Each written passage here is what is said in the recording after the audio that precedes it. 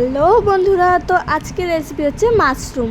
তো অনেকেই মাশরুম খাও না, আমিও খাই না, ঠিক আছে। তো বাড়ির সবার জন্য রান্না করতে হচ্ছে। তো চলো কিভাবে রান্না করলাম তোমাদের সাথে শেয়ার করি। প্রথমেই কিন্তু মাশরুমগুলোকে ভালো করে পরিষ্কার করে নিতে হবে, কারণ এই যে মাশরুমের গায়ে কত নোংরা। তো ময়দাটাকে দিয়ে ওর মধ্যে জল দিয়ে ভালো করে কিন্তু কষলে কষলে ধুয়ে নিলাম।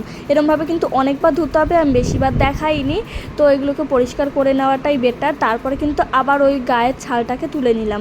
তো তোলার পরে এক এক করে কিন্তু মাশরুমগুলোকে কেটে নিচ্ছি। তোমরা চাইলে বড় বড়ও করতে পারো বা আমার মতন কেটে কেটে ছোটও রান্না করতে পারো। তারপরে দেখো এইদিকে কড়াই গরম করে তেল গরম করে ওর মধ্যে আলুগুলোকে নুন হলুদ দিয়ে ভেজে নিচ্ছি। আলুগুলো একটু বেশিই ভেজে ফেলেছি আমি।